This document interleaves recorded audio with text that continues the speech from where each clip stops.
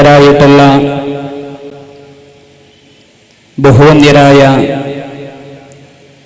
ഉലമ ഉമറ നേതാക്കളെ, വിശിഷ്യ അഭിവന്ദ്യ ഗുരുവര്യൻ, സമസ്ത കേരള സുന്നി യുവജന സംഘത്തിന്റെ സംസ്ഥാന ഉപാധ്യക്ഷൻ ബഹുമാനപ്പെട്ട CH മഹ്മൂദ് സഅദി ഉസ്താദ് അടക്കമുള്ള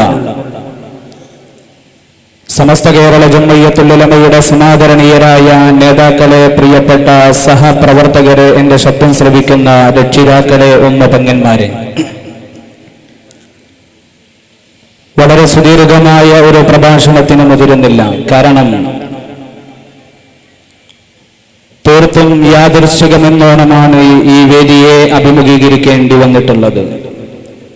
കേരളീയ മുസ്ലിം ഉമ്മത്തിന്റെ ആധികാരിക ജിഹോദലായിരുന്ന സമാദരണീയരായ അബ്ദുസ്സമദ് പൂക്കോട്ടൂർ സാഹിബും സത്താർ സാഹിബും അടക്കമുള്ള പ്രഗത്ഭരായിരുന്ന പ്രഭാഷകർ നമ്മെ അഭിമുഖീകരിക്കേണ്ടിയിരുന്നു. പക്ഷേ നമ്മുടെ സംഘടനാ പ്രവർത്തനവുമായി ബന്ധപ്പെട്ട ചില അനിവാര്യമായ തിരക്കുകൾ വന്നുപെട്ടതുകൊണ്ട് സമാദരണീയരായ നേതാക്കളുടെ അഭാവത്തിലുണ്ടായിട്ടുള്ള വിടവുകൾക്ക് താൽക്കാലികമായ ആശ്വാസമേകുക എന്ന ഒരു ദൗത്യ നിർവഹണമാണ് ഈ സാഹചര്യത്തിൽ എന്നിൽ ഏൽപ്പിക്കപ്പെട്ടിട്ടുള്ളത്. അതുകൊണ്ട് തന്നെ വളരെ ദീർഘിച്ച സംസാരത്തിന് പകരം ഒന്ന് രണ്ട് വാക്കുകൾ നിങ്ങളുടെ ശ്രദ്ധയിൽപ്പെടുത്തി ഞാൻ അവസാനിപ്പിക്കും. അല്ലാഹു സുബ്ഹാനഹു വ തആല നമ്മുടെ ഈ സംഗമത്തെ നമ്മളിൽ നിന്ന് കബൂൽ ചെയ്യുമാറാകട്ടെ. ഏറെ ഉത്കൃഷ്ടമായിട്ടുള്ള സദസ്സാണിത്. ഏറെ സുഹൃതം ചെയ്യപ്പെട്ടിട്ടുള്ള ഒരു സംഗമമാണ് നമ്മുടെ ഈ പരിശുദ്ധമാക്കപ്പെട്ട സംഗമം. കേരളീയ മുസ്ലിം ഉമ്മത്തിന്റെ ആധികാരിക ശബ്ദവും കേരളീയ മുസ്ലിം ഉമ്മത്തിനെ ലോകത്ത് നിന്ന് വ്യതിരക്തമാക്കി നിർത്തുന്ന സമസ്ത കേരള ജംഇയ്യത്തുൽ ഉലമയുടെ മഹനീയ സാന്നിധ്യം, അല്ലെങ്കിൽ അതിന്റെ കീഴിലുള്ള SKSSF-ന്റെ ഏറ്റവും ഉത്കൃഷ്ടമായ ഒരു സംരംഭത്തിന്റെ സമർപ്പണ ദിവസമാണ് എന്നതോടുകൂടെ നമ്മുടെ വേദിയെ അഭിമുഖീകരിച്ച് കടന്നുപോയിട്ടുള്ളത് മുസ്ലിം കേരളത്തിന്റെ ആത്മീയ നായകനായ സയ്യിദ് ഹൈദർ അലി ശിഹാബ് തങ്ങളാണെന്നതുകൊണ്ടും മറ്റു വേദികളെ അപേക്ഷിച്ച് വളരെയേറെ ശ്രദ്ധ കൽപ്പിക്കപ്പെട്ടിട്ടുള്ള വേദിയാണ്.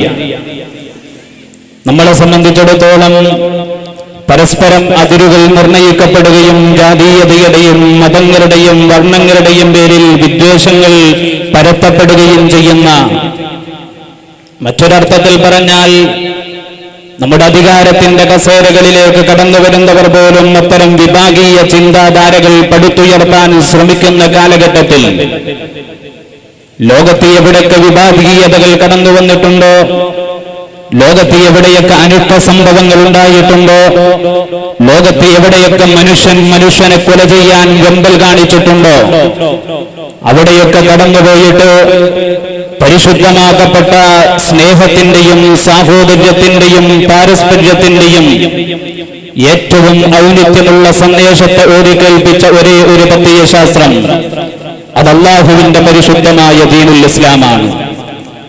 ലോകത്തെ മനുഷ്യ സമൂഹങ്ങളെ മുഴുവൻ സഹോദരങ്ങളാണെന്ന് പഠിപ്പിക്കാൻ, അവിടെ ജാതീയതയുടെ അതിർവരമ്പുകൾ സൃഷ്ടിക്കരുതെന്നും അവിടെ മതത്തിന്റെ വേലിക്കെട്ടുകൾ തീർക്കരുത് എന്നും പരസ്പരം പോരടിച്ചുകൊണ്ട് മനുഷ്യന്റെ ശരീരങ്ങൾ കബന്ധങ്ങളാക്കി മാറ്റരുത് എന്നും വളരെ ഗൗരവത്തോടുകൂടെ ലോകത്തെ ഉത്ബോധിപ്പിച്ചിട്ടുള്ള ഒരു പ്രത്യയശാസ്ത്രമാണ് വിശുദ്ധ ദീൻ എന്ന് പറയുന്നത്.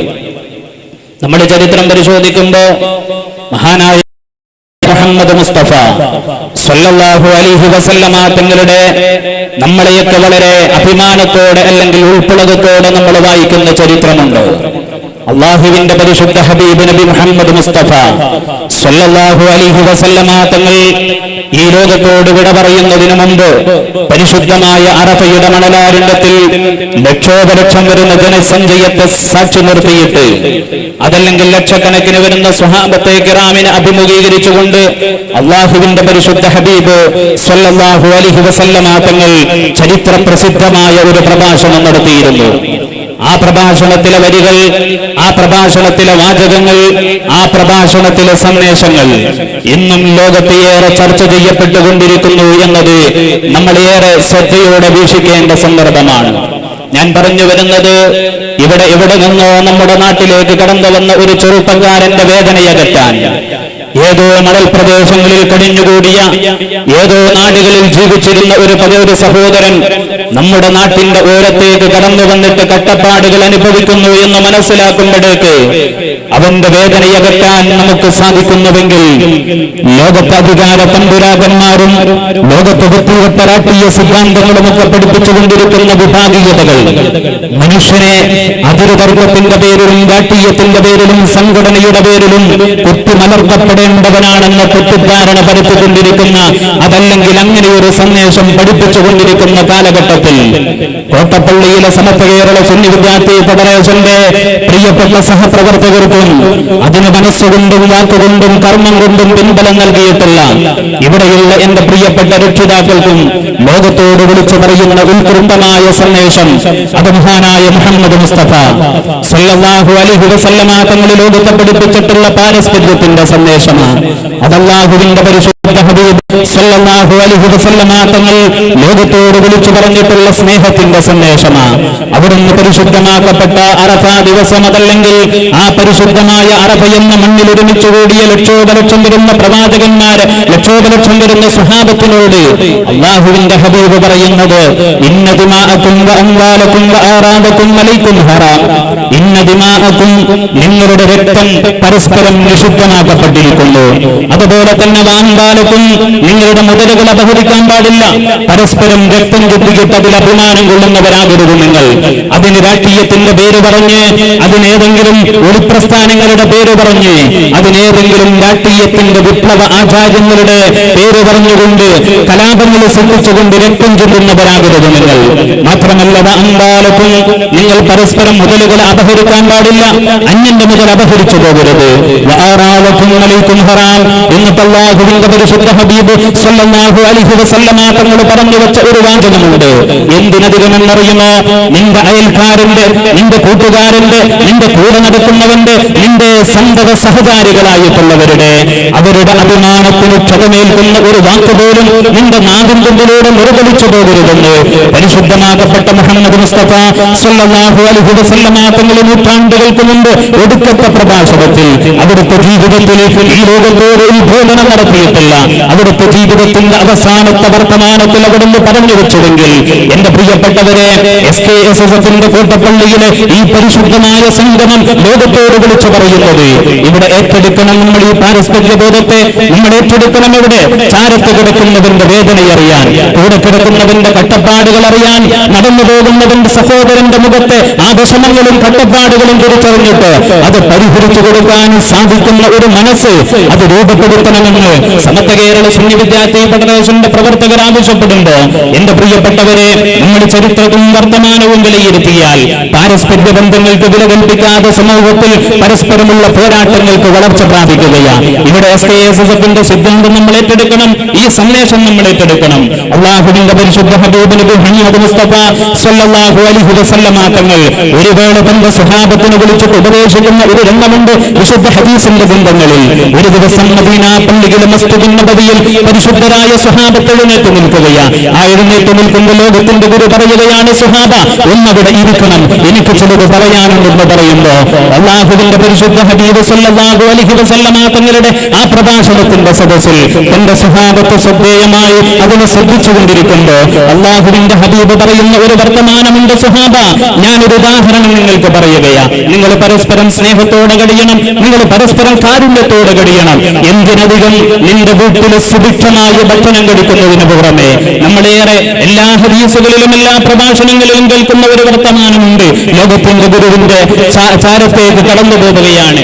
അല്ലാഹുവിന്റെ പരിശുദ്ധ ഹബീബ് സല്ലല്ലാഹു അലൈഹി വസല്ലമ തങ്ങളുടെ അടുക്കലേക്ക് പരിശുദ്ധരായ സ്വഹാബത്ത് കടന്നു പോകുമ്പോ, നിന്റെ വീട്ടിൽ നീ ഉണ്ടാക്കുന്ന ഭക്ഷണം നീ അധികം വെക്കണം, നിന്റെ അയൽക്കാരന് കൊണ്ടുപോയി കൊടുക്കണമെന്ന് പറയുമ്പോ നമ്മൾ കവലകളിൽ സകല രാഷ്ട്രീയ പ്രസ്ഥാനങ്ങളുടെയും പ്രഭാഷണങ്ങളിൽ കേൾക്കുന്ന വർത്തമാനമാണ്. ആ സമയത്ത് സ്വഹാബത്ത് ചോദിച്ചു പോയല്ലോ, അല്ലാഹുവിന്റെ തിരുദൂതരെ ഞങ്ങൾക്ക് സാധിക്കാത്തത് കൊണ്ടാണ്, ആഗ്രഹമില്ലാഞ്ഞിട്ടല്ലോ എന്ന് പറയുമ്പോ മഹാനായ മുഹമ്മദ് മുസ്തഫ സല്ലല്ലാഹു അലൈഹി വസല്ലമ തങ്ങൾ പറയുന്നത്, നീ അതിലൽപ്പം വെള്ളമെങ്കിലും അധികം വെക്ക്, എന്നിട്ട് അയൽക്കാരന്റെ വീട്ടിലേക്ക് കൊണ്ടുപോയി പറയുന്നതെങ്കിൽ അതിനപ്പുറത്തൊരു സിദ്ധാന്തം പഠിപ്പിക്കുന്നുണ്ട് ലോകത്തിന്റെ ഗുരു സ്വഹാബത്തിനെ വിളിക്കുകയാണ്. എന്നിട്ട് സ്വഹാബത്തിനോട് പറയുകയാണ്, സ്വഹാബ, ഞാൻ നിങ്ങളോട് പറയാൻ ആഗ്രഹിക്കുന്നത് ചില ബന്ധങ്ങളെ കുറിച്ച്, പരസ്പരമുള്ള സ്നേഹങ്ങളെ കുറിച്ച്, പരസ്പരം കാണിക്കേണ്ട മര്യാദകളെ കുറിച്ച്. നിന്റെ കയ്യിലേക്ക് അല്പം സമ്പത്ത് തന്നുവിടുമ്പോഴേക്ക് അഹങ്കരിച്ചു പോകരുത്. നീ നിന്റെ കരങ്ങളിലേക്ക് അല്പം സമ്പത്ത് തന്നുവിട്ടിട്ട് നിന്നെ ഒരു ധനാഢ്യനാക്കി മാറ്റുമ്പോഴേക്ക് ഇതെല്ലാം എനിക്ക് മാത്രം അവകാശപ്പെട്ടതാണെന്ന് തെറ്റിദ്ധരിച്ചു പോകരുത്. നിന്റെ കൂടെ കിടക്കുന്നവനെ സഹായിക്കാനുള്ള ധാർമ്മികമായ വിശ്വാസപരമായ ബാധ്യത നിനക്ക് ഏൽപ്പിക്കപ്പെട്ടിട്ടുണ്ട് എന്ന് പറഞ്ഞിട്ട് പരിശുദ്ധ ഹബീബ് പറയുകയാണ്, സ്വഹാബ, ഞാൻ നിങ്ങൾക്കൊരു ഉദാഹരണം പറഞ്ഞു തരട്ടെയോ? നിങ്ങൾ ഏതെങ്കിലും സമയങ്ങളിൽ വീട്ടിലേക്ക് കടന്നു പോകുന്ന സന്ദർഭമുണ്ടല്ലോ, എന്റെ പ്രിയപ്പെട്ട സഹോദരങ്ങൾ, വളരെ ശ്രദ്ധയോടുകൂടെ ഈ പരിശുദ്ധമായ വാചകം കേൾക്കേണ്ടതുണ്ട്. നമ്മൾ ഗൾഫ് നാടുകളിലേക്ക് കടന്നുപോയിട്ട് തിരികെ വരുമ്പോ നമ്മളെ പ്രതീക്ഷിച്ചിട്ട് ഉമ്മറപ്പടിയിൽ നിൽക്കുന്ന പിഞ്ചോമനകൾ, നമ്മളെ പ്രതീക്ഷിച്ചിട്ട് നമ്മളെ കാത്തു നിൽക്കുന്ന നമ്മുടെ പ്രിയപ്പെട്ട ഭാര്യമാർ, ഇവർക്കൊക്കെ നിങ്ങൾ സന്തോഷത്തിന് വേണ്ടി, അവരെ സന്തോഷിപ്പിക്കുന്നതിന് വേണ്ടി, അവരുടെ ആ മനസ്സിനെ പിടിച്ചടക്കുന്നതിന് വേണ്ടി നിങ്ങൾ എന്തെങ്കിലുമൊക്കെ വിഭവങ്ങൾ വാങ്ങിക്കൊണ്ടു പോകാറുണ്ടല്ലോ. ലോകത്തിന്റെ ഗുരു ചോദിക്കുകയാണ്, സുഹാബ, രാവിലെ നിങ്ങൾ ജോലിക്ക് പോകുമ്പോ ആ ജോലി കഴിഞ്ഞുകൊണ്ട് വൈകുന്നേരം നിങ്ങൾ വീട്ടിലേക്ക് തിരികെ വരുമ്പോ ആ വീട്ടിലേക്ക് തിരികെ വന്നിട്ട് നിങ്ങളെ പ്രതീക്ഷിച്ചു നിൽക്കുന്ന നിങ്ങളുടെ മക്കൾക്ക് നിങ്ങൾ എന്തെങ്കിലും സമ്മാനങ്ങൾ വാങ്ങിക്കൊണ്ടു പോകാറില്ലേ? അള്ളാഹുവിന്റെ പരിശുദ്ധ ഹബീബിനോട് സുഹാബത്ത് പറയുകയാണ്, അതേ പ്രവാചകരെ, ഞങ്ങൾ അങ്ങനെ എന്തെങ്കിലുമൊക്കെ വാങ്ങിയിട്ട് വീട്ടിലേക്ക് കടന്നു പോകും. എന്തിനാണെന്നറിയുമോ? ഞങ്ങളുടെ പ്രിയപ്പെട്ട മക്കൾക്ക് ഞങ്ങളോട് സ്നേഹമുണ്ടാകാൻ, ഞങ്ങളുടെ പ്രിയപ്പെട്ട ഭാര്യയ്ക്ക് ഞങ്ങളോട് സ്നേഹമുണ്ടാകാൻ, ഞങ്ങളുടെ കുടുംബത്തിൽ ഞങ്ങളെ പ്രതീക്ഷിച്ചു നിൽക്കുന്ന, ഞങ്ങളെ ആശ്രിതരായി നിൽക്കുന്ന ആളുകൾക്ക് ഞങ്ങളോട് വല്ലാത്തൊരു സ്നേഹം തോന്നാൻ നിങ്ങൾ അങ്ങനെ ചെയ്യാറുണ്ടെന്ന് പറഞ്ഞപ്പോ മഹാനായ റസൂലുള്ളാഹി സ്വല്ലല്ലാഹു അലൈഹി വസല്ലമ തങ്ങൾ പറയുകയാണ്, എന്നാൽ പരിശുദ്ധരായ സ്വഹാബ, പ്രിയപ്പെട്ട അനുചരരെ, അല്ലാഹുവിന്റെ തിരുദൂതർ പറയുകയാണ്, എങ്കിലും നിങ്ങൾ ഇന്നു മുതൽ വീട്ടിലേക്ക് പോകുന്ന സമയത്ത് നിങ്ങളുടെ മക്കൾക്ക് വാങ്ങിക്കൊണ്ടു പോകുന്ന വിഭവങ്ങൾ അത് നിങ്ങളുടെ അയൽക്കാരന്റെ വീട്ടിലെ പിഞ്ചുകുട്ടിക്ക് കൂടി വാങ്ങണം. അല്ലാഹുവിന്റെ പരിശുദ്ധ ഹബീബ് വളരെ ഗൗരവമായി പാരസ്പര്യ ബന്ധത്തെയും സൗഹൃദത്തെയും സ്നേഹത്തെയും കുറിച്ച് പറയുമ്പോ അതിനൊരു ഉദാഹരണം പറയുകയാ. എന്നിട്ട് പറയുകയാ, ഞാനൊരു ഉദാഹരണം പറയാം. നിങ്ങൾ രാവിലെ ജോലിക്ക് വേണ്ടി പോകുമ്പോ വൈകുന്നേര സമയമാകുമ്പോ ആ വീട്ടിലേക്ക് തിരികെ പോകുമ്പോ നിങ്ങളുടെ മക്കൾക്ക് വേണ്ടി നിങ്ങൾ വാങ്ങിക്കൊണ്ടു പോകുന്നത് ഒരു പഴമാണ് വാങ്ങിക്കൊണ്ടു പോകുന്നതെന്ന് നിങ്ങൾ സങ്കല്പിക്കുക. അങ്ങനെ പഴമാണ് നിങ്ങൾ വാങ്ങിക്കൊണ്ടു പോകുന്നതെങ്കിൽ ആ പഴം കൂടി നിങ്ങൾ അയൽക്കാരന്റെ വീട്ടിലെ കുട്ടികൾക്ക് കൂടി വാങ്ങണമെന്ന് പറഞ്ഞപ്പോ പരിശുദ്ധ പ്രവാചകൻ സ്വല്ലല്ലാഹു അലൈഹി വസല്ലമ തങ്ങളുടെ മുഖത്തേക്ക് വളരെ പൂർണ്ണമായി സ്വഹാബത്ത് നോക്കുകയാണ്. എന്നിട്ട് ചോദിക്കുകയാണ്, തിരുദൂതരെ, ഞങ്ങൾക്ക് ആഗ്രഹമുണ്ട്, ഞങ്ങൾക്ക് താല്പര്യമുണ്ട്, പക്ഷേ അങ്ങനെ ഒരു പഴം ഞങ്ങളുടെ വീട്ടിലേക്ക് വാങ്ങുന്നത് തന്നെ കഷ്ടപ്പാട് സഹിച്ചുകൊണ്ട്, ഏറെ വിഷമങ്ങൾ സഹിച്ചുകൊണ്ട്, എന്നാൽ അയൽക്കാരന്റെ വീട്ടിലേക്ക് കൂടി അത് കൊണ്ടുപോയി കൊടുക്കണമെന്ന് പറഞ്ഞാൽ അതിനുള്ള കാശ് ഞങ്ങളുടെ കയ്യിലില്ലെന്ന് പറഞ്ഞപ്പോ ലോകത്തിന്റെ ഗുരു മുഹമ്മദ് മുസ്തഫ സ്വല്ലല്ലാഹു അലൈഹി വസല്ലമ തങ്ങൾ പറഞ്ഞ വർത്തമാനം എന്താണെന്നറിയുമോ? എങ്കിലും നിന്റെ വീട്ടിലേക്ക് കൊണ്ടുപോകുന്ന പഴമുണ്ടല്ലോ, ആ പഴത്തെ നീ സ്വകാര്യമായി കൊണ്ടുപോകണം. ആ പഴത്തെ നീ സ്വകാര്യമായി കൊണ്ടുപോകണം. നിന്റെ വീട്ടിലേക്ക് അതിനെ സ്വകാര്യമായിട്ട് കൊണ്ടുപോ. പരിശുദ്ധ പ്രവാചകൻ പറഞ്ഞപ്പോ സ്വഹാബത്തിന് സംശയം വന്നല്ലോ, എന്താണ് തിരുദൂതരെ നിങ്ങൾ പറയുന്നത്? എന്താണ് നിങ്ങൾ പറയുന്നത്? ഞങ്ങൾ അധ്വാനിച്ചു, ഞങ്ങളുടെ സമ്പത്ത്, ഞങ്ങളുടെ വീട്, ഞങ്ങളുടെ മക്കൾ, എന്തേ ഞങ്ങൾക്കതൊന്ന് ഞങ്ങളുടെ മക്കൾക്കൊന്ന് പരസ്യമായി അത് കൊടുത്താൽ എന്ത് സംഭവിക്കുമെന്ന് ചോദിച്ചപ്പോ അള്ളാഹുവിന്റെ തിരുദൂതര് പറഞ്ഞ വർത്തമാനം, പ്രിയപ്പെട്ട സ്വഹാബ, നീ അതൊരു വെള്ള കവറിലിട്ട് കൊണ്ടുപോകുന്നുവെന്ന് സങ്കല്പിക്കുക. നമ്മളങ്ങാടികളിൽ നിന്ന് ഓറഞ്ച് വാങ്ങി, നമ്മളങ്ങാടികളിൽ നിന്ന് മുന്തിരി വാങ്ങി, എന്നിട്ട് വീടുകളിലേക്ക് കൊണ്ടുപോകുമ്പോ ആ വീടുകളിലെ വെള്ള കവറിലിട്ടുകൊണ്ടാണ് നീ കൊണ്ടുപോകുന്നതെങ്കിൽ നിന്റെ അയൽക്കാരന്റെ വീട്ടിലെ പിഞ്ചുകുട്ടികൾ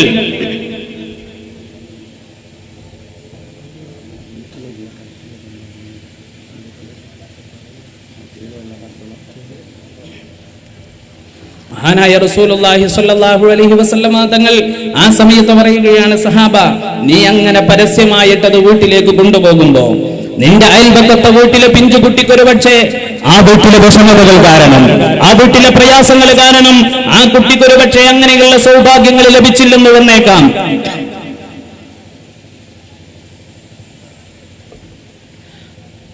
അങ്ങനെ വീട്ടിലേക്ക് കടന്നു പോകുന്ന സമയത്ത് നീ വൈകുന്നേര സമയം നിന്റെ മക്കളെ സന്തോഷിപ്പിക്കാൻ ചെയ്യുന്നത് പോലെ നിന്റെ അയൽക്കാരന്റെ വീട്ടിലെ രക്ഷിതാക്കൾക്ക് ഒരുപക്ഷെ അതിന് സാധിച്ചെന്ന് വന്നില്ല എന്ന് വരാം. നമ്മളൊക്കെ പറയാറുള്ളത് പോലെ നമ്മുടെ മഹല്ലിൽ എല്ലാവരും അതുപോലെയുള്ള അവസ്ഥകളിൽ നിന്നൊക്കെ മാറിയിട്ടുണ്ടെന്ന് നമ്മൾ പറഞ്ഞാലും ഒരുപാട് വീട്ടിന്റെ അകത്തളങ്ങളിൽ പാവപ്പെട്ട പിഞ്ചോമനകളുടെ ദീനരോധനങ്ങൾ കേൾക്കാതിരിക്കാൻ ആ വീട്ടിന്റെ അകത്തളങ്ങളിലെ പ്രിയപ്പെട്ട ഉമ്മമാർ ആ പാവപ്പെട്ട പിഞ്ചോമനകളുടെ വായിലേക്ക് തന്റെ കരങ്ങൾ ചേർത്ത് വെച്ചിട്ട് ലോകം ഇതറിയരുത് എന്ന് വളരെ ആഗ്രഹിച്ചുകൊണ്ട് ആ ദീനരോധങ്ങൾ ലോകത്തോട് അറിയാതിരിക്കാനുള്ള ശ്രമങ്ങൾ നടത്തിപ്പോയതിന്റെ പേരിൽ പലപ്പോഴും നമ്മുടെയൊക്കെ നാടുകളിൽ നമ്മളൊക്കെ പണക്കാരെന്ന് എഴുതി വെച്ചവർ ഒരു നേരെ തന്നത്തിന് ഗതിയില്ലാതെ വളരെയേറെ കഷ്ടപ്പാടുകൾ സഹിച്ചുകൊണ്ട് പിഞ്ചുമക്കളുടെ ആ പൊട്ടിക്കരച്ചിലുകൾ അടക്കി നിർത്താൻ സാധിക്കാതെ വിഷമിക്കുന്നവരാ. ലോകത്തിന്റെ ഗുരു മുഹമ്മദ് മുസ്തഫ സല്ലല്ലാഹു അലൈഹി വസല്ലമ തങ്ങൾ പറയുകയാണ്, സുഹാബ, വീട്ടിന്റെ അകത്തളങ്ങളിലേക്ക് നീ കൊണ്ടുപോയി കൊടുക്കുമ്പോ അയൽക്കാരന്റെ പിഞ്ചോമന മക്കളത് കണ്ടാൽ എന്റെ ഉപ്പാക്ക് സാധിക്കാത്തത് കൊണ്ടാണല്ലോ, അല്ലെങ്കിൽ എനിക്കും കൂടി അത് ലഭിക്കുമായിരുന്നല്ലോ എന്ന് ആഗ്രഹിച്ചു പോകും, ആശിച്ചു പോകും. അതുകൊണ്ട് നീ അതിന് നീ സ്വകാര്യമായി കൊണ്ടുപോയി കൊടുക്കണമെന്ന് നബി മുഹമ്മദ് മുസ്തഫ സല്ലല്ലാഹു അലൈഹി വസല്ലം പരിശുദ്ധ ഹബീബ് സല്ലല്ലാഹു അലൈഹി വസല്ലമ തങ്ങൾ അതുകൊണ്ടും അവസാനിപ്പിച്ചില്ല. എന്നിട്ട് അവിടുന്ന് പറയുകയാ, വിശുദ്ധ ഹദീസിന്റെ ഗ്രന്ഥങ്ങളിൽ കാണാൻ കഴിയുന്ന ഒരു ചരിത്രമാണിത്, ഒരു സംഭവമാണ്.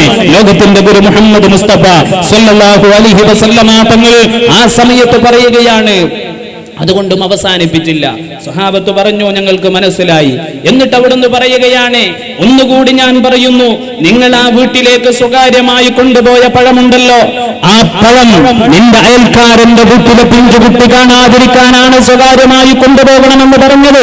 പക്ഷെ അങ്ങനെ നീ സ്വകാര്യമായി കൊണ്ടുപോയി കൊടുത്തതിനു ശേഷം ആ കുട്ടി എങ്ങാനും ആ പഴം ഭക്ഷിച്ചിട്ട് അതിന്റെ തൊലി വെളിയിലേക്ക് വലിച്ചെറിയുന്നതിന് നീ സൂക്ഷിച്ചുകൊള്ളണം. അതിന്റെ തൊലിയെ നീ വെളിയിലേക്ക് വലിച്ചെറിയരുത്. അങ്ങനെ വലിച്ചെറിഞ്ഞു കഴിഞ്ഞാൽ നിന്റെ അയൽക്കാരന്റെ വീട്ടിലെ വിഷമങ്ങൾ അനുഭവിക്കുന്ന കുട്ടി ആ തൊലി കണ്ടിട്ട് അതിനെ കൊണ്ട് വിഷമമുണ്ടായി പോകും. അങ്ങനെ പ്രയാസങ്ങൾ അനുഭവിക്കുന്നവർക്ക് മനസ്സ് വേദനിക്കാൻ അത് കാരണമാകുമെന്ന് നബി മുഹമ്മദ് മുസ്തഫ സല്ലല്ലാഹു അലൈഹി വസല്ലമ തങ്ങൾ.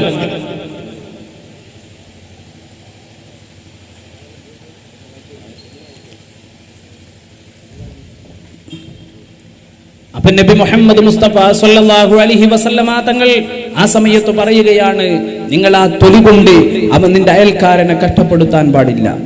ഒരു പഴത്തിന്റെ തൊലി പോലുകൊണ്ടും അയൽക്കാരന്റെ വിഷമങ്ങൾക്ക് കരുത്തു കൊടുത്തു പോകരുതെന്ന് പരിശുദ്ധ പ്രവാചകൻ സല്ലല്ലാഹു അലൈഹി വസല്ലമ തങ്ങൾ പറഞ്ഞുവെങ്കിൽ എന്റെ പ്രിയപ്പെട്ടവരെ, ആ അയൽക്കാരന്റെ പരിധിയെ ചേർത്ത് വെച്ചത് നിന്റെ വീടിന്റെ നാനാവശങ്ങളിലെ 40 ഭവനങ്ങൾ വരെയാണെന്ന് വിശുദ്ധ ഇസ്ലാം ചേർത്ത് വെച്ചെങ്കിൽ ഏറ്റവും ഉത്കൃഷ്ടമായ സുഹൃതം ചെയ്തവരാണ് നമ്മൾ. അല്ലാഹു നമ്മളിൽ നിന്ന് സ്വീകരിക്കുമാറാകട്ടെ, അല്ലാഹു നമ്മളിൽ നിന്ന് കബൂൽ ചെയ്യുമാറാകട്ടെ.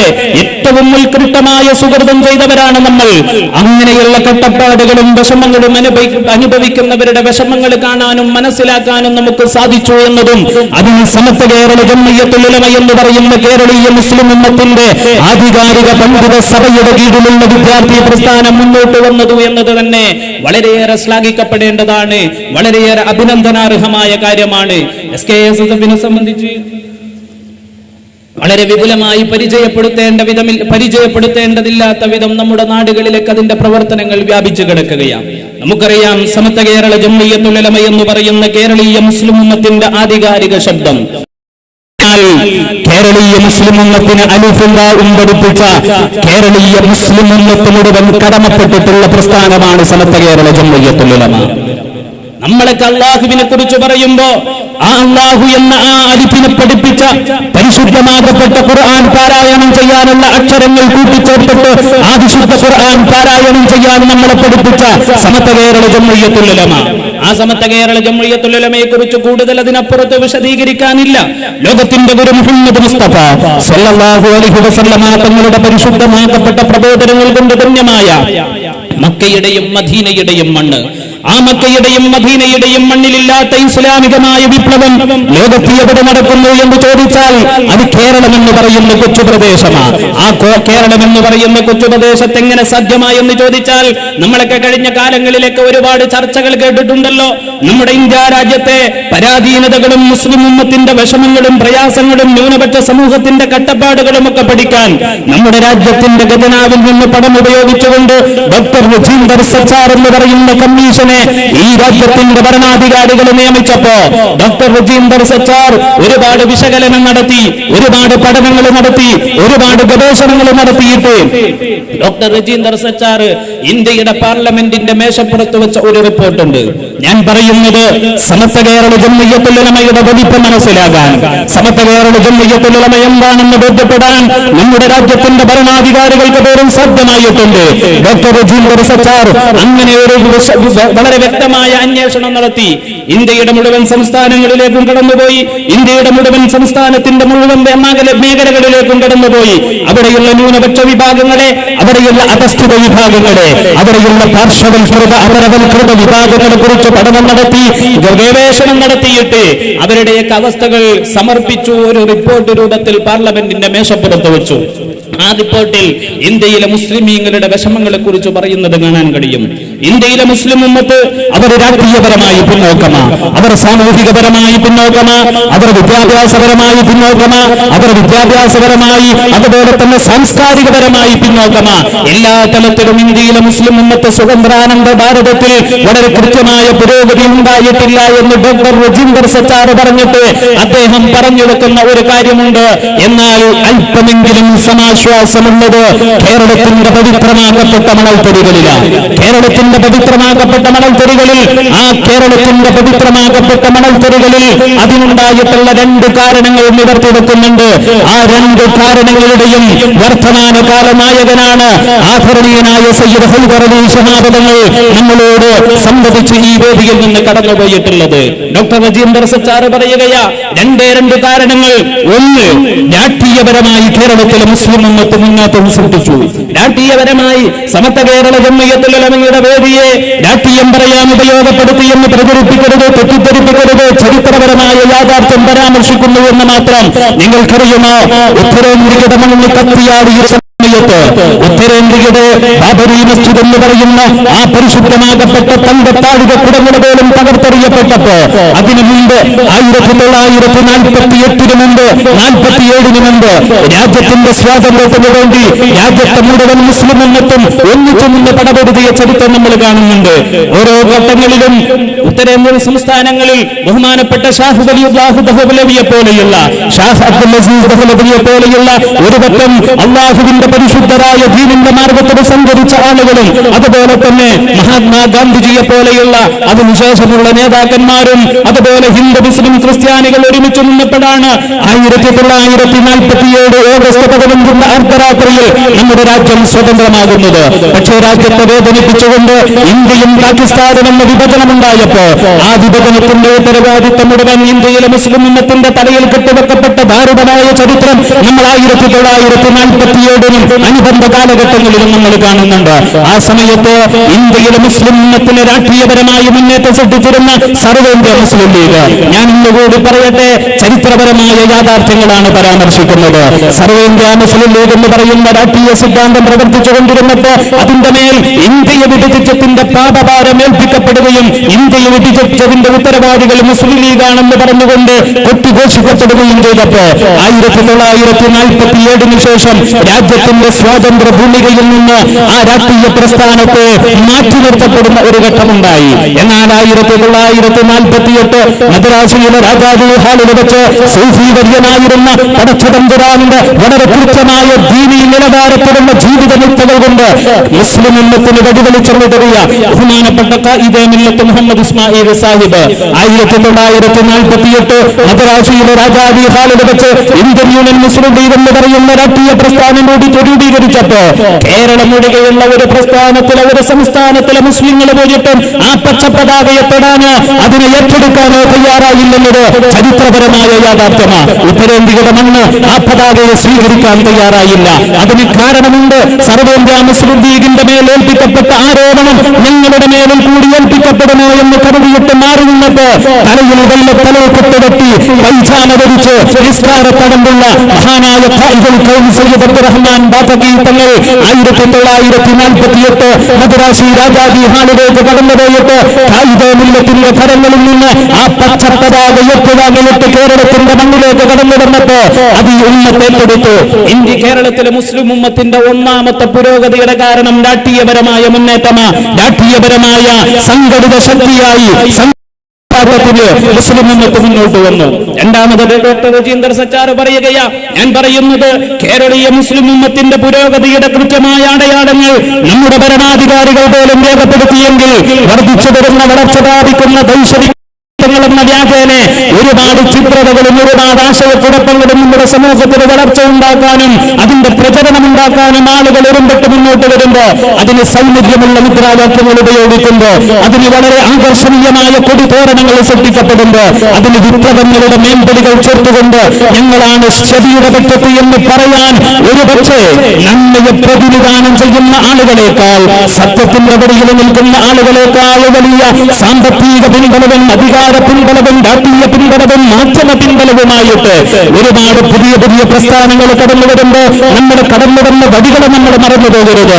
ഒന്നാമത്തെ പുരോഗമനം രാഷ്ട്രീയപരമായ മുന്നേറ്റമാണ്. രണ്ടാമത് ഡോക്ടർ രജീന്ദർ സച്ചാർ പറയുകയാ, രണ്ടാമത്തെ മുന്നേറ്റം എന്ന് പറയുന്നത് കേരളത്തിലുണ്ടായിട്ടുള്ള മദ്രസാ പ്രസ്ഥാനമാണ്. കേരളത്തിലുണ്ടായിട്ടുള്ള മദ്രസാ പ്രസ്ഥാനമാണ്. ഞാൻ പറഞ്ഞുവല്ലോ, ആദരണീയനായ സയ്യിദ് ഹൈദർ അലി ശിഹാബ് തങ്ങൾ ഈ രണ്ട് സുഹൃത്തുക്കളെ ചേർത്ത് വെച്ചിട്ടുള്ള നായകനാണെങ്കിൽ ഈ രണ്ട് സുഹൃത്തുക്കളെ തുടക്കം കുറിച്ചിട്ടുള്ള നായകനെ നമ്മൾ കാണുകയാ ബഹുമാനപ്പെട്ട ഖായിദുൽ ഖൗം സയ്യിദ് അബ്ദുറഹ്മാൻ ബാഫഖി തങ്ങൾ 1948 മദ്രാസിയിലേക്ക് കടന്നുപോയി പച്ചപ്പതാക കൊണ്ടുവന്നിട്ടുള്ള അതേ ബാഫഖി തങ്ങളുടെ മറ്റൊരു മുഖം നമ്മൾ കാണുകയാ. ബാഫഖി തങ്ങൾ 1951 വടകരയിൽ ചേർന്ന സമസ്ത കേരള ജംഇയ്യത്തുൽ ഉലമയുടെ സമ്മേളനത്തിൽ ഒരു അജണ്ട സമർപ്പിക്കുകയാ, ഒരു പുതിയ ആശയ സംവിധാനത്തെ പരിചയപ്പെടുത്തുകയാ. 1948 വരെ ഇന്ത്യയുടെ സ്വാതന്ത്ര്യമില്ലാതിരുന്ന അല്ലെങ്കിൽ ബ്രിട്ടീഷ് ഗവൺമെന്റിന്റെ ഭരണകാലമായിരുന്നതുകൊണ്ട് ഇവിടെയുള്ള സ്കൂൾ പാഠശാലകളിൽ വെച്ച് മതം പഠിക്കാനുള്ള സൗകര്യമുണ്ടായിരുന്നു. പക്ഷേ രാജ്യത്തിന്റെ സ്വാതന്ത്ര്യത്തിന്റെ പേരിൽ എടുത്തു മാറ്റിയപ്പോ ബാഫഖി തങ്ങൾ ആദരാതി പ്രകടിപ്പിച്ചു, ബാഫഖി തങ്ങൾ ആശങ്ക പ്രകടിപ്പിച്ചു. കേരളത്തിലെ മുസ്ലിം ഉമ്മത്തിന് നേതൃത്വം നൽകുന്ന സമസ്ത കേരള ജംഇയ്യത്തുൽ ഉലമയുടെ സമ്മേളനം നമ്മുടെ ചാരത്ത് വടകരയിൽ നടന്നപ്പോ അഭിമന്യനായ തങ്ങൾ പറഞ്ഞു, അഭിമന്യരായ പണ്ഡിതന്മാരെ ഉസ്താദുമാരെ, കേരളത്തിൽ അല്ലാഹുവിന്റെ ദീൻ ഖിയാമത്ത് വരെ നിലനിൽക്കണമല്ലോ, അതിന് അനിവാര്യമായ ഒരു ഘടകം നമ്മൾ രൂപീകരിക്കണം, ഒരു വിദ്യാഭ്യാസ ബോർഡ് രൂപീകരിക്കണം, എന്നിട്ട് മദ്രസ സംവിധാനം തുടങ്ങണമെന്ന് പറഞ്ഞപ്പോ ബഹുമാനപ്പെട്ട ഖായിദുൽ ഖൗം സയ്യിദ് അബ്ദുറഹ്മാൻ ബാഫഖി തങ്ങളുടെ നിർദ്ദേശം ഏറ്റെടുത്തിട്ട് 1951 മഹാനതന്മാരായ സമസ്ത കേരള ജംഇയ്യത്തുൽ ഉലമയുടെ ഉലമാക്കൾ കെട്ടിപ്പടുത്തതാണ് മദ്രസ പ്രസ്ഥാനം. ഞാൻ പറഞ്ഞു വരുന്നത് അതേ ബാഫഖി തങ്ങൾ കോഴിക്കോട് അങ്ങാടിയിലേക്ക് കടന്നുപോയിട്ട് അവിടെയുണ്ടായിരുന്ന വ്യാപാര പ്രമുഖന്മാരുടെ മുന്നിലേക്ക് കരങ്ങൾ നീട്ടി തന്റെ തലയിലെ വെള്ളത്തലപ്പാട് കരങ്ങളിൽ അടിച്ചുവെച്ചിട്ട് പറഞ്ഞു, മക്കളെ ഖിയാമത്ത് വരെ അല്ലാഹുവിന്റെ ദീൻ നിലനിൽക്കാനുള്ള പ്രയത്നമാണ് സമസ്തയുടെ തീരുമാനമാണ്, അതുകൊണ്ട് സഹായിക്കണമെന്ന് പറഞ്ഞിട്ട് സമസ്ത കേരള ഇസ്ലാം മത വിദ്യാഭ്യാസ ബോർഡിന്റെ പ്രാഥമിക ഫണ്ട് സ്വരൂപം പോലും നടത്തിയത് ബഹുമാനപ്പെട്ട ബാഫഖി തങ്ങളായിരുന്നു. ഞാൻ ചോദിക്കട്ടെ, ആ ബാഫഖി തങ്ങളുടെ നേതൃത്വത്തിൽ രൂപം കൊണ്ടിട്ടുള്ള സമസ്ത കേരള ഇസ്ലാം മത വിദ്യാഭ്യാസ ബോർഡിന്റെ നേതൃത്വത്തിൽ ഇന്ന് കേരളക്കരയിൽ 10,000-ഓളം വരുന്ന മദ്രസകൾ പ്രവർത്തിച്ചുകൊണ്ടിരിക്കുന്നു. 10 ലക്ഷം വിദ്യാർത്ഥികൾ അതിരാവിലെ എഴുന്നേറ്റ് വീട്ടിൽ തന്റെ പ്രിയപ്പെട്ട ഉമ്മയുടെ പരിലാളനകൾ ഏറ്റുവാങ്ങി ആ ഉമ്മ വിളിച്ചെഴുന്നേൽപ്പിച്ചിട്ട് മോളെ മദ്രസയിൽ പോകണമെന്ന് പറഞ്ഞിട്ട് പറഞ്ഞേക്കുമ്പോ നമ്മുടെ മദ്രസകളിൽ നമ്മുടെ നാടുകളിലെ തെരുവുകളിലൂടെ രാവിലെ 6 മണി കഴിയുമ്പോഴേക്ക് പിഞ്ചോമന മക്കൾ തലയിൽ കെട്ടിവെച്ച് അതുപോലെ തന്നെ തലയിൽ മക്കള ധരിച്ചിട്ട് കടന്നു പോകുന്ന കയ്യിൽ വിശുദ്ധ ഖുർആനും പരിശുദ്ധമാക്കപ്പെട്ട ദീനിന്റെ ബാലപാഠങ്ങളും മുതിർന്ന പുസ്തകങ്ങളും ചേർത്ത് വെച്ചിട്ട് നടന്നു പോകുമ്പോ ഈ ഒരു സുഹൃതം ലോകത്തെവിടെ നിങ്ങൾ പരിശോധിച്ചാലും അത് പരിശോധിക്കുന്നത് മഹാനായ റസൂലുള്ളാഹി സ്വല്ലല്ലാഹു അലൈഹി വസല്ലമ തങ്ങളുടെ പാദസ്പർശനം കൊണ്ട് ധന്യമായ പരിശുദ്ധമായ മക്കയുടെയും മദീനയുടെയും മണ്ണായ സൗദി അറേബ്യയിലാണെങ്കിലും അബൂബക്കർ റളിയല്ലാഹു അൻഹു, ഉമർ റളിയല്ലാഹു അൻഹു, ഉസ്മാൻ റളിയല്ലാഹു അൻഹു, അലി ഇബ്നു അബീ ത്വാലിബ് റളിയല്ലാഹു അൻഹു അടക്കമുള്ള മഹോന്നതരായ സ്വഹാബത്തെ കിറാമിന്റെ പാദം കൊണ്ട് ധന്യമായ സൗദി അറേബ്യയുടെ മണ്ണിൽ പോലുമില്ലാത്ത ഈ ഇസ്ലാമിക മതധാകരണം ആരെ സൃഷ്ടിച്ചു എന്ന് ചോദിച്ചാൽ എന്റെ പ്രിയപ്പെട്ടവരെ സമസ്ത കേരള ജംഇയ്യത്തുൽ ഉലമ എന്നാണ് നമ്മുടെ മറുപടിയെങ്കിൽ ഞാൻ ഇന്നുകൂടി പറയട്ടെ, ഇന്ത്യ എന്ന് പറയുന്ന ഈ കൊച്ചു രാജ്യത്ത് ഏതെങ്കിലും ഒരു സംസ്ഥാനത്ത് അല്ലാഹുവിനെ വളരെ കൃത്യമായി ഇലല്ലാഹി വഅമില സാലിഹാ ഫഖാല ഇന്നനീ മിനൽ മുസ്ലിമീൻ എന്ന് പറയാൻ, ഞാൻ മുസ്ലിമാണെന്ന് വിളിച്ചു പറയാൻ കഴിയുന്ന ഏതെങ്കിലും ഒരു പ്രദേശമുണ്ടെങ്കിൽ അത് കൊച്ചു കേരളമാണ്. ഞാൻ മുസ്ലിമാണെന്ന് ആരോട് വിളിച്ചു പറയാനും കഴിയുന്ന ഒരു മണ്ണുണ്ടെങ്കിൽ അത് കേരളത്തിന്റെ പവിത്രമാക്കപ്പെട്ട മണൽത്തരികളാണ്. അവിടെയാണ് നമ്മൾ സമസ്ത കേരള ജംഇയ്യത്തുൽ ഉലമയുടെ വലിപ്പം മനസ്സിലാകുന്നത്. നമ്മുടെ മഹത്തുക്കളായ ആളുകൾ കേവലം ഒരു പ്രസ്താവന നടത്തി ഉണ്ടാക്കിയതാണ് നമ്മൾ കാണുന്ന മദ്രസകളും പള്ളികളും എന്ന് തെറ്റിദ്ധരിക്കരുത്. ഞാൻ പറയുന്നത് ഇന്നിവിടെ രൂപീകരിക്കപ്പെട്ടിട്ടുള്ള ഈ ഒരു വീട് എന്ന് പറയുന്ന ഇങ്ങനെ ഒരു വീട് സമർപ്പിക്കാൻ പോലും ഒരുപക്ഷെ നമ്മളിലേക്ക് പകർന്നു നൽകിയിട്ടുള്ളത്, ഒരുപക്ഷെ ഇവിടെ സൂചിപ്പിക്കപ്പെട്ടിട്ടുള്ളത് പോലെ ലോകത്തെവിടെയുമില്ലാത്ത വിപ്ലവങ്ങൾ പോലെ, ലോകത്ത് ഒരു സ്ഥലത്തും നമ്മൾ കാണാത്ത ഒരു വിപ്ലവങ്ങൾ പോലെ ഇന്ന് ലോകത്തിന് മുന്നിൽ അത്ഭുതമായി നിൽക്കുന്ന ബൈത്തുർ റഹ്മകൾ, ആ ബൈത്തുർ റഹ്മകൾ പോലും സൃഷ്ടിക്കപ്പെടാൻ ഈ ഉമ്മത്തിന് പ്രേരകമായത് സമസ്ത കേരള ജംഇയ്യത്തുൽ ഉലമ പകർന്നു കൊടുത്തിട്ടുള്ള കാരുണ്യത്തിന്റെ സ്നേഹത്തിന്റെ ആ ഒരു ദീനീബോധ സന്ദേശങ്ങളിൽ നിന്ന് സമസ്ത കേരള ജംഇയ്യത്തുൽ ഉലമയാങ്ങാനുമില്ലായിരുന്നു െങ്കിൽ നമ്മുടെയൊക്കെ ഭാവിയും വർത്തമാനവും ഭൂമിയും അതുപോലെ തന്നെ ഭൂതവുമൊക്കെ ഇരുളടഞ്ഞ വടികളിൽ അകപ്പെട്ടു പോകുമായിരുന്നുവെന്ന് ചരിത്രവും വർത്തമാനവും പരിശോധിച്ചാൽ കാണാൻ കഴിയും. എന്നാൽ നമ്മുടെ മുൻഗാമികളായ മഹത്തുക്കൾ എത്രമേൽ കഷ്ടപ്പാടുകൾ അനുഭവിച്ചുകൊണ്ടാണ് ഈ സുഹൃതങ്ങൾ നമ്മളിലേക്ക് ചേർത്ത് വന്നിട്ടുള്ളത്. ഞാൻ പറഞ്ഞതല്ലോ, ബാഫക്കി തങ്ങൾ നടന്നു പോയിട്ട് പിരിവെടുത്തിട്ടാണ് മദ്രസ എന്ന് പറയുന്ന സംരംഭത്തിന് തുടക്കം കുറിച്ചത്. ചരിത്രത്തിൽ നമ്മൾ കാണുന്ന ഒട്ടനവധി സംഭവങ്ങളുണ്ട്, ഞാൻ വിശദീകരിക്കുകയല്ല. CH ഹൈദ്രോസ് മുസ്ലിയാർ എന്ന് പറയുന്ന സമസ്ത കേരള ജംഇയ്യത്തുൽ ഉലമയുടെ മദ്രസാ പ്രസ്ഥാനത്തിന് വേണ്ടി ഓടിമുറഞ്ഞ മഹത്തുക്കൾ, MM ബഷീർ ഉസ്താദിനെ പോലെയുള്ള മഹോന്നതരായ പണ്ഡിതന്മാർ, CH ഹൈദ്രോസ് ഉസ്താദിന്റെ ഒരു ചരിത്രം അദ്ദേഹത്തിന്റെ ചരിത്ര പുസ്തകങ്ങളിലും മഹത്തുക്കളായ ആളുകൾ പറഞ്ഞു തന്നതുമൊക്കെ നമുക്ക് കാണാൻ കഴിയും. മഹാനായ CH ഹൈദ്രോസ് ഉസ്താദ് സമസ്ത കേരള ജംഇയ്യത്തുൽ ഉലമ 1951 ഇങ്ങനെ ഒരു വിദ്യാഭ്യാസ ബോർഡ് ഉണ്ടാക്കണമെന്ന് തീരുമാനിച്ചു. ആ വിദ്യാഭ്യാസ ബോർഡ് ഉണ്ടാക്കണമെന്ന് തീരുമാനിച്ചപ്പോ ഇതെങ്ങനെ കേരളത്തിലെ മുസ്ലിം ഉമ്മത്തിനെ അറിയിക്കും? ഇതുപോലെ സംഘടനാ സംവിധാനമുണ്ടോ? ഇതുപോലെ മാധ്യമ സംവിധാനമുണ്ടോ? ഇതുപോലെയുള്ള ഫോൺ സന്ദേശങ്ങളൊന്നുമില്ലാതിരുന്ന കാലഘട്ടത്തിൽ ബഹുമാനപ്പെട്ട CH ഹൈദ്രോസ് ഉസ്താദിനെ പോലെയുള്ള നമ്മുടെ മുൻഗാമികളായ മഹത്തുക്കൾ കാൽനടയായി നടന്നുപോയ ചരിത്രമുണ്ട്.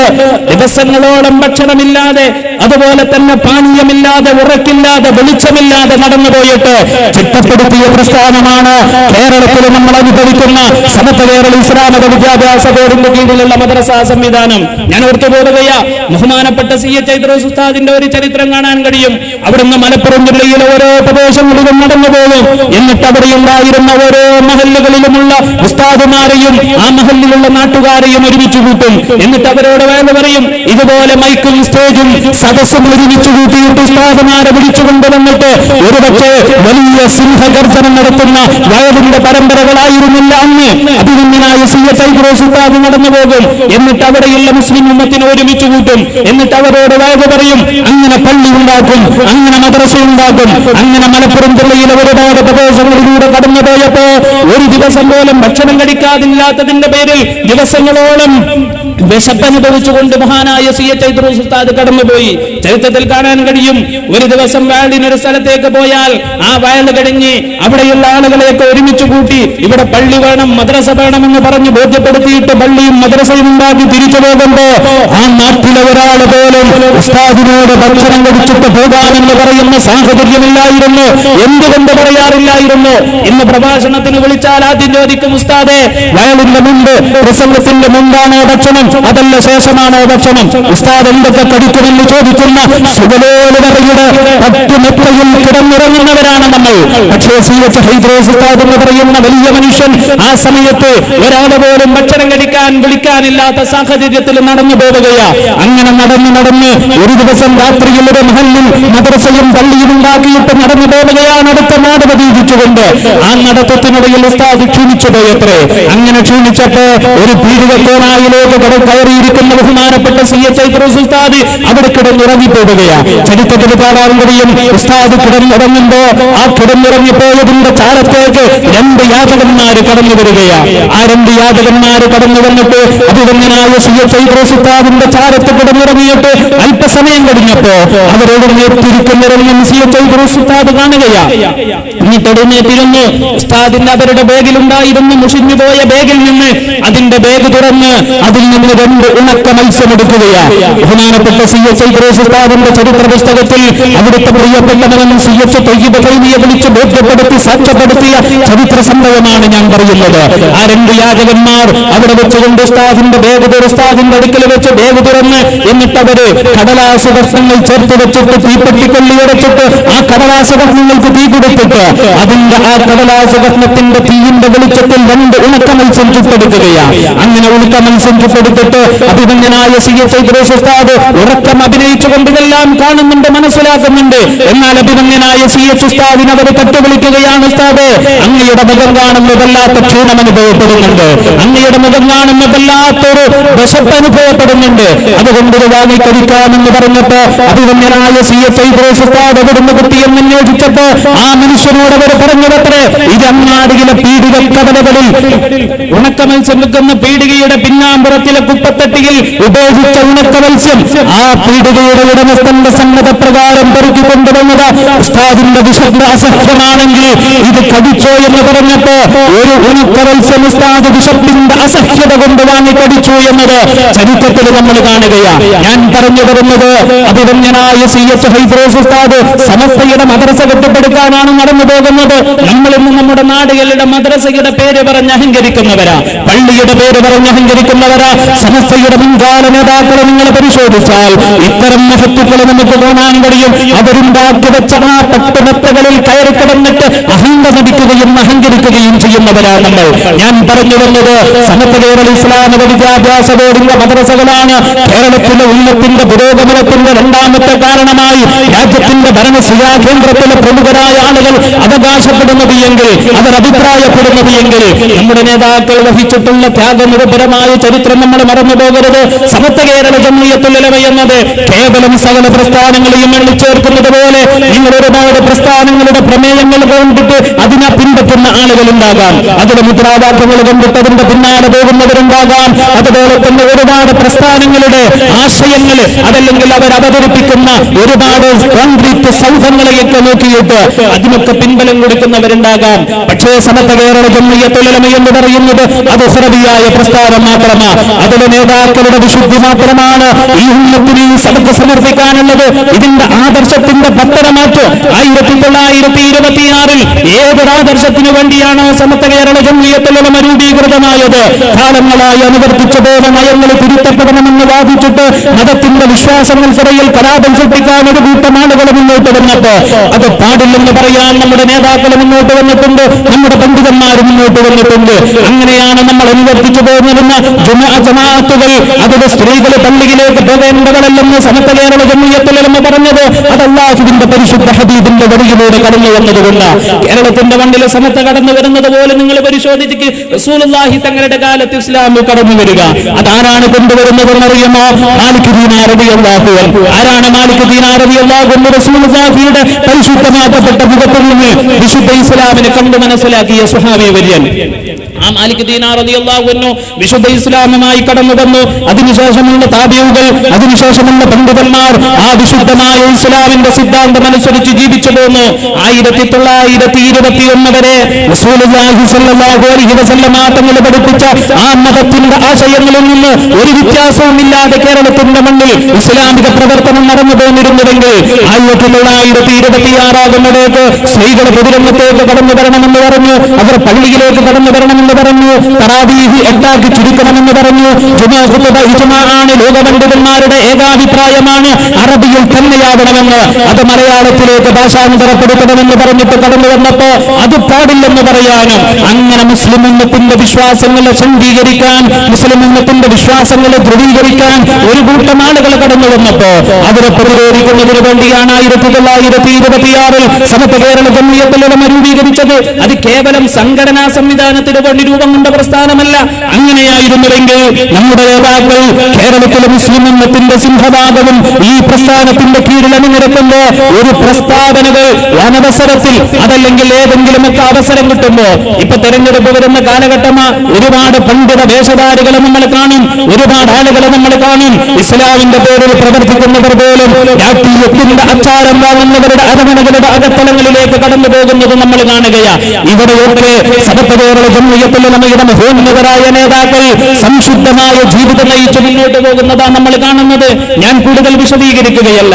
നമ്മളെ ഈ അടുത്ത് നമ്മൾ ഇന്നിവിടെ പറഞ്ഞു പോയ വന്യരായ ശൈഖുനാ സൈനുൽ ഉലമ ചെറുശ്ശേരി ഉസ്താദ് നമ്മുടെ നഗരി ചെറുശ്ശേരി ഉസ്താദിന്റെ നാമധേയത്തിലായിരിക്കുമെന്ന് ഞാൻ മനസ്സിലാക്കുകയാണ്. നമ്മുടെ നാടിൽ നിന്ന് നമ്മുടെ മനസ്സകങ്ങളിൽ നിന്ന് മാഞ്ഞു പോയിട്ടില്ലാത്ത ആ വിശുദ്ധമായ മുഖമുണ്ട്.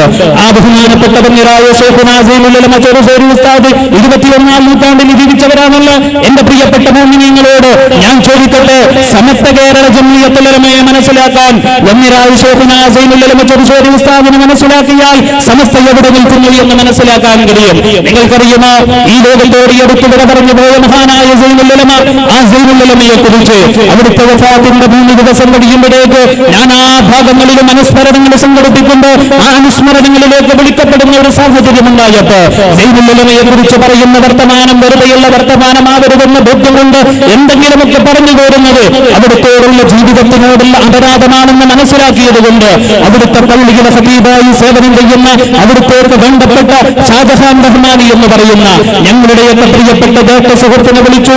ആ സഹോദരൻ ഒരു യാത്രയിൽ കാറിൽ സഞ്ചരിച്ചു കൊണ്ടിരിക്കുമ്പോൾ വലിയ പ്രഭാഷകനാണ്, അതിലൊരു പ്രഭാഷണത്തിന് വേണ്ടി സഞ്ചരിച്ചു കൊണ്ടിരിക്കുന്ന സമയമാ ഒരുപാട് കാര്യങ്ങൾ ഇങ്ങനെ വിശദീകരിച്ചു കൊണ്ടിരുന്നപ്പോ ഞാൻ എന്റെ പ്രിയപ്പെട്ട സൈനുൽ ഉലമ ചെറുശ്ശേരി ഉസ്താദിനെ കുറിച്ച് മനസ്സിലാക്കിയാൽ സമസ്തയെ മനസ്സിലാകുന്നത് കൊണ്ടാണ് പ്രിയപ്പെട്ടവരുടെ മുമ്പിൽ ഇത് വെക്കുന്നത്. മഹാനായ ചെറുശ്ശേരി ഉസ്താദിനെ കുറിച്ച് ആ ഷാജഹാൻ റഹ്മാൻ വിവരിച്ചപ്പോ അദ്ദേഹം ഇങ്ങനെ ഗദ്ഗതകണ്ഠമായ വാക്കുകൾ മുറിഞ്ഞു പോവുകയാ, കരഞ്ഞു പോവുകയാ.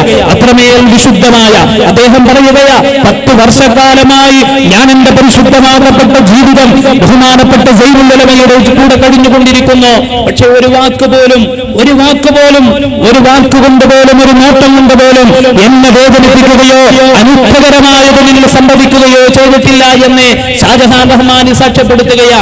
എന്നിട്ട് അദ്ദേഹം പറയുകയാ, ഞാനൊരു ദിവസം അതിരാവിലെ 9 മണിയാകുമ്പോ അഭിവന്യനായ സൈനുൽ ഉലമയെ പെരുത്തിയിട്ട് ഞാൻ വീട്ടിലേക്ക് പോവുകയാ. എന്താണ് വിഷയമെന്നറിയുമോ? എനിക്കൊരു ക്ലാസുണ്ട്, ഒരു വനിതാ ക്ലാസ് നടന്നുകൊണ്ടിരിക്കുന്നു. ആ ദിവസം പോകേണ്ട ക്ലാസ്, ആ ക്ലാസ്സിൽ ഒരു ചോദ്യം വന്നിരുന്നു. ആ ചോദ്യത്തിന് മറുപടി കൊടുക്കാൻ എല്ലാം എനിക്ക് കൈകാര്യം ചെയ്യാൻ അറിയുന്ന കിതാബുകൾ മുഴുവൻ പരിശോധിച്ചിട്ടും അതിന് മറുപടി കണ്ടെത്താൻ കഴിയാതെ വിഷമിച്ചപ്പോ വന്യരായ സൈനുൽ ഉലമയോട് ഫത്വ ചോദിച്ചിട്ട് പോകാമെന്ന തീരുമാനത്തിൽ ഞാൻ ഉസ്താദിനെ തേടി വീട്ടിലേക്ക് പോകുമ്പോ ഉസ്താദ് വീട്ടിലില്ലെന്ന് മറുപടി കിട്ടുന്നു. പിന്നെ എവിടെയാണെന്ന് അന്വേഷിച്ചപ്പോ പള്ളിയിലാണെന്ന് മനസ്സിലായി. അങ്ങനെ ഞാൻ പള്ളിയിലേക്ക് കടന്നു പോവുകയാണ്. ആ പള്ളിയിലേക്ക് ഞാൻ കടന്നുപോയപ്പോ പള്ളിയുടെ ചാരത്തേക്ക് ഞാൻ പോയി, പള്ളിയിലേക്ക് ഞാൻ പ്രവേശിച്ചു. ആ പ്രവേശിച്ച സമയത്ത് വന്യരായ സൈനുൽ ഉലമ ദുഹ നിസ്കരിച്ചുകൊണ്ടിരിക്കുകയാണ്. അങ്ങനെ ദുഹ നിസ്കരിച്ച് സുജൂദിലേക്ക് പോയി മഹാനായ സൈനുൽ ഉലമയെ കാത്ത് ഞാൻ അവിടെ നിൽക്കുകയാണ്. ഞാൻ 20 മിനിറ്റ് നേരം ആ ദുഹ നിസ്കാരത്തിന്റെ സുജൂദിലേക്ക് മഹാനായ സൈനുൽ ഉലമ 20 മിനിറ്റ് നേരം ആ സുജൂദിൽ കിടന്നു. ഞാൻ ശങ്കിച്ചു പോയി, ഉസ്താദ് എങ്ങാനും ആ സുജൂദിൽ മരണപ്പെട്ടു പോയോ എന്ന് പോലും ഞാൻ ശങ്കിച്ചു പോയി എന്ന് പറഞ്ഞിട്ട് ബഹുമാനപ്പെട്ട ഷാജഹാൻ റഹ്മാനി പറയുകയാണ്, അത്ഭുതപ്പെട്ടു പോയി ഞാൻ. സമസ്ത കേരള ജംഇയ്യത്തുൽ ഉലമയുടെ ഇത്ര തിരക്ക് പിടിച്ച മനുഷ്യനായിട്ട് പോലും അത്രനേരം സുജൂദിൽ കിടന്നുകൊണ്ട് അല്ലാഹുവിന്റെ ആബിദായി കഴിഞ്ഞുകൂടുന്ന ചെറുശ്ശേരി ഉസ്താദ്. ഞാൻ പ്രിയപ്പെട്ട സൈനുൽ ഉലമയുടെ മകൻ റഫീഖിനെ വിളിച്ചു. റഫീഖിനോട് ചോദിച്ചു, ഉസ്താദിന് ഇങ്ങനെ ഒരു സംഭവം ഉണ്ടായിട്ടുണ്ടെന്ന് പറഞ്ഞപ്പോ റഫീഖ് പറയുകയാണ്, എന്റെ ജീവിതത്തിൽ ഓർമ്മ വെച്ച നാൾ മുതൽ പരിശുദ്ധമാകപ്പെട്ട തഹജ്ജുദിന്റെയും പരിശുദ്ധമാകപ്പെട്ട ദുഹയുടെയും സുജൂദുകളിൽ അഭിവന്യനായ സൈനുൽ ഉലമ ചെറുശ്ശേരി ഉസ്താദ് എന്ത് തിരക്കുകൾ ഉണ്ടായാലും ഈ സമയം ഉപയോഗപ്പെടുത്തിയിട്ടായിരുന്നു നിസ്കരിക്കാറുള്ളത്. ഒരു ദിവസം പാതിരാ സമയത്ത് തഹജ്ജുദ് നിസ്കരിച്ചിട്ട് വന്യവയോധികനായ നിങ്ങളുടെ പിതാവ് ദുആ ചെയ്യുന്നത് ഞാൻ കേട്ടിട്ടുണ്ട്. എന്താ ഞാനൊരു പ്രസ്ഥാനത്തിന്റെ അമരക്കാരനാണ്. ആ അമരക്കാരനായതുകൊണ്ട് എനിക്ക് എത്രമേൽ കൃത്യമായി സമുദായത്തെ വഴിനടത്താൻ കഴിയുമെന്നറിയില്ല. അതുകൊണ്ട് പടച്ചതമ്പുരാനെ, എന്റെ സമുദായത്തെ പഠിപ്പിക്കല്ലേ, എന്റെ സമുദായത്തെ നീ ഞാൻ കാരണമായി പഠിപ്പിക്കരുത് എന്നിങ്ങനെ ദുആ ചെയ്തുകൊണ്ടിരിക്കുന്നത് എനിക്ക് കേൾക്കാൻ കഴിഞ്ഞിട്ടുണ്ട് എന്ന് വന്യരായ സൈനുൽ ഉലമയെ കുറിച്ച് പ്രിയപ്പെട്ട മക്കളും ശിഷ്യന്മാരും സാക്ഷ്യപ്പെടുത്തുകയാണ്. അതേ സൈനുൽ ഉലമ ഈ ഓപ്പറേഷന്, ഈ മരണത്തിന് വിധേയമാകുന്ന രോഗത്തിന് മുമ്പ്, അതിനു മുമ്പ് മാരകമായ ഒരു ഓപ്പറേഷൻ വേണമെന്ന് ഡോക്ടർമാർ വിധിയെഴുതിയിട്ട് കോഴിക്കോട് വിംസ് ഹോസ്പിറ്റലിൽ കഴിഞ്ഞുകൂടിയ ഒരു സന്ദർഭമുണ്ടായിരുന്നു. ആ കോഴിക്കോട് വിംസ് ഹോസ്പിറ്റലിൽ കഴിഞ്ഞ് ഒരുപാട് ബ്ലോക്കുകൾ ശരീരത്തിലുണ്ടെന്ന് ഡോക്ടർമാർ സാക്ഷ്യപ്പെടുത്തുകയാണ്. എന്നിട്ട് പറയുന്നു, ഇതിന് ശസ്ത്രക്രിയ നടത്താൻ, ഇതിന് ഓപ്പറേഷൻ നടത്താൻ കോഴിക്കോട്ട് ഒരു ഡോക്ടറും തയ്യാറല്ല. എന്തേ കാരണമെന്നറിയുമോ? സമസ്ത കേരള ജംഇയ്യത്തുൽ ഉലമയുടെ ജനറൽ സെക്രട്ടറിയ.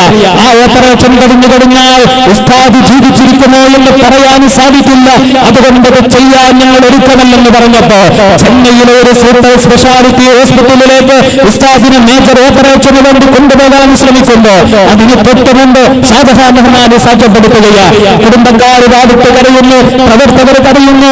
അതുപോലെ കൊണ്ടോട്ടി എന്ന് പറയുന്ന പ്രദേശത്ത് ഉസ്താദിനെ അറിയുന്നവരെ മുഴുവൻ കണ്ണീരൊലിപ്പിക്കുകയാണ്. നിങ്ങളുടെ വലിയരായ ഗുരുവര്യന്റെ വ്യക്തി എന്നാലോചിച്ചിട്ട് വെപ്രാടപ്പെടുന്ന സമയത്ത് ഞാൻ കോഴിക്കോട് വിംസ് ഹോസ്പിറ്റലിന്റെ ഹൈസിയിലേക്ക് ഞാൻ കടന്നു പോകുകയാണ്. എന്തിനാണ് കടന്നു പോകുന്നത് അറിയുമോ? ഉസ്താദിനെ കൊണ്ടുപോകാൻ മണിക്കൂറുകളേ ഉള്ളൂ. ചെന്നൈയിലേക്ക് കൊണ്ടുപോയാൽ ഒരുപക്ഷെ പിന്നീട് കാണാൻ കഴിയുമോ എന്ന് പോലും അറിയില്ല. അങ്ങനെയാണ് ഡോക്ടർമാരുടെ വിധി പ്രഖ്യാപനം. ആ സമയത്ത് ഞാൻ ആ റൂമിലേക്ക് കടന്നു പോകുമ്പോ ഉസ്താദിനെ കാണാൻ കഴിഞ്ഞ ഒരു രംഗമുണ്ട്. പരിശുദ്ധമാക്കപ്പെട്ട ജീവിതത്തിന്റെ ഒടുക്കത്തെ സന്ദർഭങ്ങളിൽ ഒരുപക്ഷെ ഉസ്താദിന്റെ ജീവിതത്തിന്റെ അന്ത്യയാമങ്ങളോടെടുക്കുന്ന സന്ദർഭം കൂടുതൽ ഉസ്താദ് വളരെ ശ്രദ്ധയോടെ ജീവിച്ചിരുന്നു എന്നാണ് ഉസ്താദിന്റെ ചരിത്രം നമ്മളെ ബോധ്യപ്പെടുത്തുന്നത്. ആ സമയത്ത് ഷാജഹാൻ റഹ്മാനി പറയുകയാണ്, ഞാൻ ഉസ്താദിനെ കാണുന്നതിന് വേണ്ടി കോഴിക്കോട്ടെ മിംസ് ഹോസ്പിറ്റലിൽ ഐസിയുയിലേക്ക് കടന്നു പോകുമ്പോ അഭിമന്യനായ സൈനുൽ ഉലമ വെള്ളത്തലപ്പാവ് വെച്ച്, വെള്ളത്താടി ഒതുക്കി വാർന്നു വെച്ച്, അതുപോലെ പൈസാന ധരിച്ചിട്ട് കയ്യിലൊരു തസ്ബീഹുമാല കയ്യിൽ പിടിച്ചിട്ട് തന്റെ ഇടത് കയ്യിൽ വലത് കയ്യിൽ തസ്ബീഹുമാലയും ഇടത് കയ്യിൽ താൻ നിത്യമായി ചൊല്ലുന്ന ഔറാദുകളുടെ കിതാബുകൾ എടുത്തു വെച്ചിട്ട് ആ കിതാബുകളിൽ നോക്കിയിട്ട് ഔറാദ് ഇങ്ങനെ ചൊല്ലിക്കൊണ്ടിരിക്കുകയാ, വിക്ർ ചൊല്ലിക്കൊണ്ടിരിക്കുകയാ. ഞാൻ പോയി സലാം പറഞ്ഞപ്പോ പുഞ്ചിരിച്ചുകൊണ്ടെന്നോട് സലാമടക്കിയിട്ട് പോയി വരട്ടെ എന്ന് പറഞ്ഞ ആ ഒരു മുഖത്ത് പ്രസന്നത മാത്രമേ ഞാൻ കണ്ടിട്ടുള്ളൂ എന്ന് അഭിമന്യനായ സൈനുൽ ഉലമയെ കുറിച്ച് സാക്ഷ്യപ്പെടുത്തുന്നുവെങ്കിൽ എന്റെ പ്രിയപ്പെട്ടവരെ, മക്കൾ കരയുമ്പോഴും നാട്ടുകാർ കരയുമ്പോഴും പ്രവർത്തകർ കരയുമ്പോഴും അപാരമായ ഈമാനികമായ ആ ശക്തിയെ മുറുകെ പിടിച്ച മഹാനായ ശൈഖുനാ സൈനുൽ ഉലമ, ആചാര്യ സൈനുൽ ഉലമ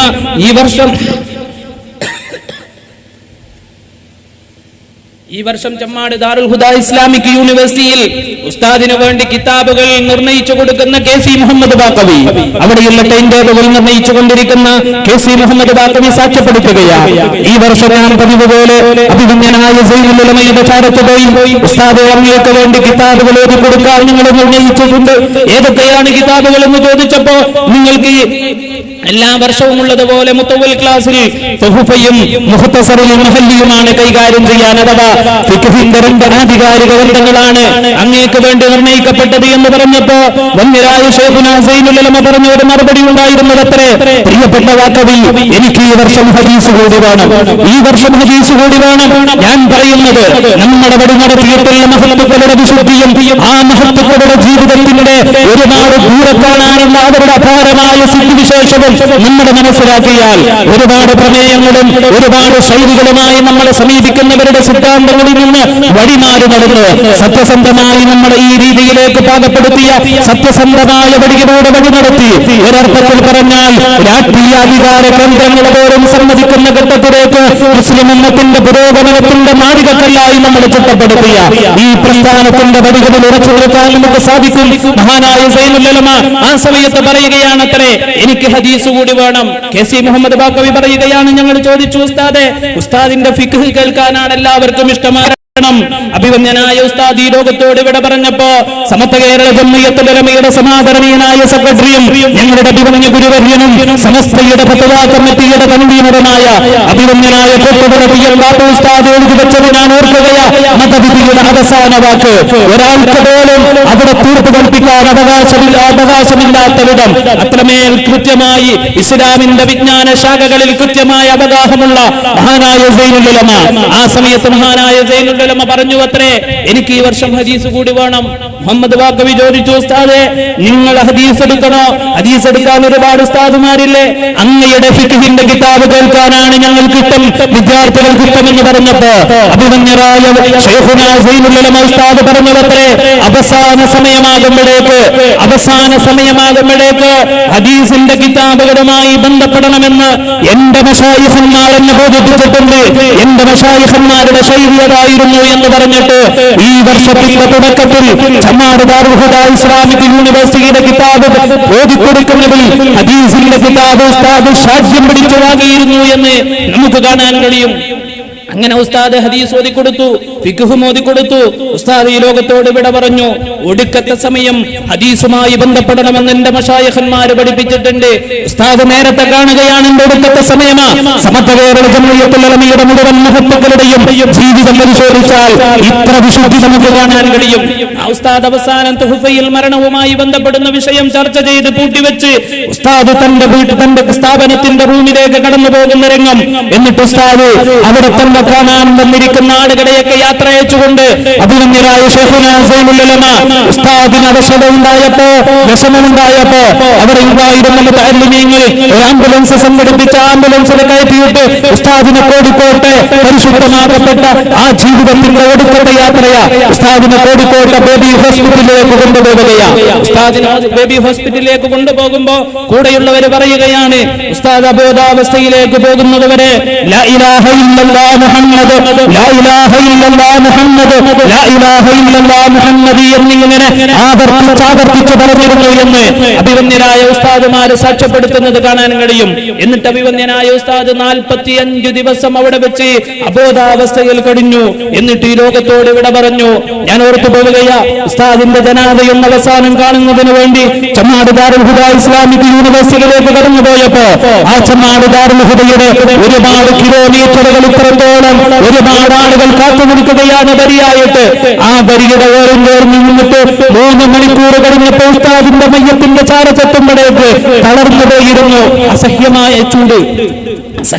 ചൂട് വിയർത്തൊലിച്ച് തളർന്നു പോയിരുന്നു. പക്ഷേ ആ സമയത്ത് വന്യരായ ശൈഖുനാ സൈനുൽ ഉലമയുടെ ചാരത്തെത്തുമ്പോ അവിടുത്തെ ശരീരത്തിൽ, അവിടുത്തെ മുഖത്ത് നമ്മൾ കാണുന്ന ആ ഒരു പ്രസന്നതയുണ്ട്. 45 ദിവസം രോഗാവസ്ഥയിൽ കിടന്നപ്പോഴും തന്റെ ഏതോ വേണ്ടപ്പെട്ടവനെ കാണുമ്പോഴുണ്ടാകുന്ന ആ ഒരു പോലെ അഭിവന്യനായ സൈനുൽ ഉലമയുടെ ശരീരത്തിൽ അവിടുത്തെ മുഖപ്രഭാരമായ പുഞ്ചിരി കാണാൻ കഴിയുമായിരുന്നു.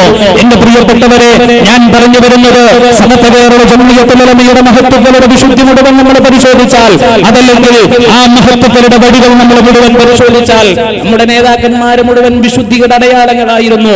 ഒരു നിമിഷത്തെ അനുരായ്മകൾ പോലും, ഒരു നിമിഷത്തെ പോരലുകൾ പോലും ചേർത്ത് വെക്കാൻ പറ്റാത്ത വിധം വിശുദ്ധിയുടെ അടയാളങ്ങളായ മഹത്വങ്ങളാണ് ഈ പ്രസ്ഥാനത്തിന് നേതൃത്വം കൊടുത്തത്. ആ പ്രസ്ഥാനത്തിന്റെ കീഴിൽ ഒരുപാട് വർഷക്കാലമായി 10-25 വർഷങ്ങൾ കഴിഞ്ഞു SKSSF എന്ന് പറയുന്ന സംഘ സംവിധാനം പ്രവർത്തിക്കാൻ തുടങ്ങിയിട്ടുണ്ട്. ഞാൻ സുദീർഘമായി ദീർഘിപ്പിച്ചു കൊണ്ടുപോവുകയല്ല. SKSSF സംബന്ധിച്ചിടത്തോളം വളരെ കൃത്യമായ അജണ്ടകളോടുകൂടി പ്രവർത്തിച്ചു കൊണ്ടിരിക്കുന്ന പ്രസ്ഥാനമാണ്. എന്ന് പറഞ്ഞാൽ ഏതെങ്കിലും പ്രസ്ഥാനമായി ശണ്ട കൂടുക എന്നത് SKSSF ലക്ഷ്യമല്ല. ഏതെങ്കിലും പ്രസ്ഥാനങ്ങളുമായി പോരാട്ടത്തിൽ ഏർപ്പെടുക എന്നതും SKSSF ലക്ഷ്യമല്ല. പക്ഷേ SKSSF ഉയർത്തിപ്പിടിക്കുന്ന ഒരു മുദ്രാവാക്യമുണ്ട്, വിജ്ഞാനം, വിനയം, സേവനം എന്ന് പറയുന്ന